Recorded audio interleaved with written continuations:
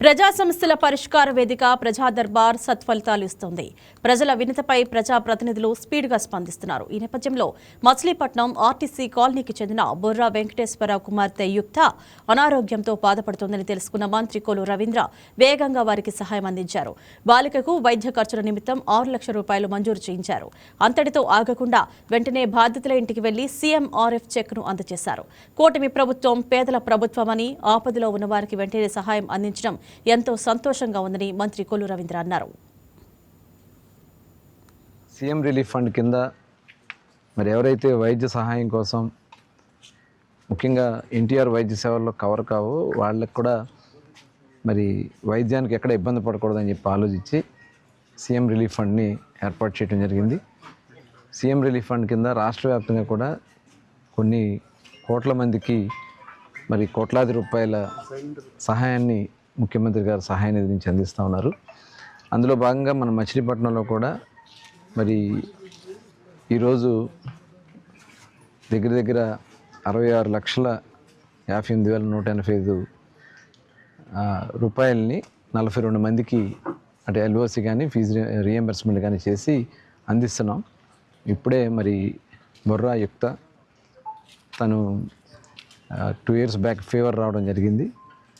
ఆ ఫీవర్లో తనకి brain stroke రావడం, దాంట్లో పూర్తిగా ప్యారలైజ్ అయిపోయింది తను. అప్పుడు వాళ్ళ ఫాదర్ కూడా మరి వాళ్ళ మదర్ మళ్ళీ మాట్లాడటం జరిగింది.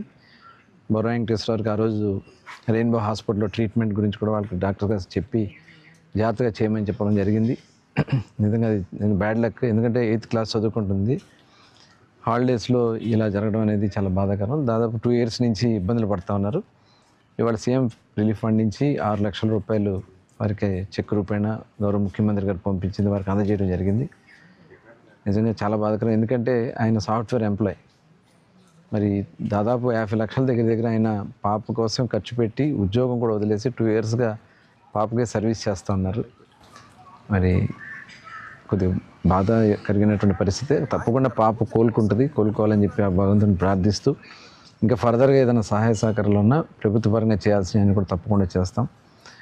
మరి ఈరోజు మొత్తం మీద మచిలీపట్నం కాన్స్టిట్యున్సీలో ఇప్పటికి 854 మందికి ఎల్ఓసి రూపేణ కానీ సీఎం రిలీఫ్ ఫండ్ కింద కానీ దగ్గర 7,98,71,440 రూపాయలు ఈ చెక్ రూపేణ కానీ, అలాగే ముందే హాస్పిటల్స్కి లెటర్స్ ఇచ్చి వాళ్ళకి వైద్య సహాయం అందిస్తాం జరుగుతుంది. ముఖ్యమంత్రి గారికి ప్రత్యేకంగా ధన్యవాదాలు తెలియజేస్తా ఉన్నాను.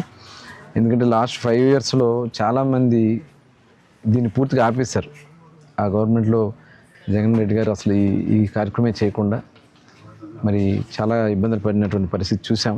కానీ ఇప్పుడు ముఖ్యమంత్రి గారు ఇమ్మీడియట్గా లెటర్ పంపిస్తే దాని సివియారిటీని బట్టి ఇమ్మీడియట్గా వితిన్ అవర్స్లోనే కొన్ని శాంక్షన్ చేసి పంపిస్తున్నారు. నిజంగా చాలా ఉపయోగపడుతుంది పేద ప్రజలకి. అలాగే ఇవాళ ఎన్టీఆర్ వైద్య సేవలు కూడా పెద్ద ఎత్తున మరి అన్ని రకాలైనటువంటి ట్రీట్మెంట్స్ చేయడమే కాకుండా గవర్నమెంట్ హాస్పిటల్స్లో కూడా ఇవాళ అన్ని మౌలిక వసతులు కల్పిస్తడం జరుగుతుంది. అటు డయాలసిస్ సెంటర్స్ కానీ, స్కానింగ్ కానీ, ఎంఆర్ఐ స్కాన్స్ కానీ ఇవన్నీ కూడా ఏర్పాటు చేసి ఎవరికి ఎక్కడా కూడా ఇబ్బంది రాకుండా హాస్పిటల్స్ కూడా ఖర్చు పెడతా ఉన్నాం. ఎందుకంటే అధిక శాతం నిధులు ఈరోజు బడ్జెట్లో కేటాయింపులు అటు ఎడ్యుకేషన్కి, హెల్త్కి మనం ఎక్కువ ఖర్చు పెడుతున్నాం. అందుకని ముందే ఇవి ప్రికాషన్స్ తీసుకుని ఇలాంటివి రాకుండా అవేర్నెస్ చేయాల్సినటువంటి అవసరం కూడా ఉంది. అందుకనే కొద్ది ప్రజలు కూడా మనం అప్రమత్తంగా ఉండి ఎప్పటికప్పుడు తెలుసుకుని చిన్న ఫీవరే కదా అని చెప్పి మెడిసిన్ ఏదో మెడికల్ షాప్లో తీసుకుంటే అవి సివియర్ అవుతాయి.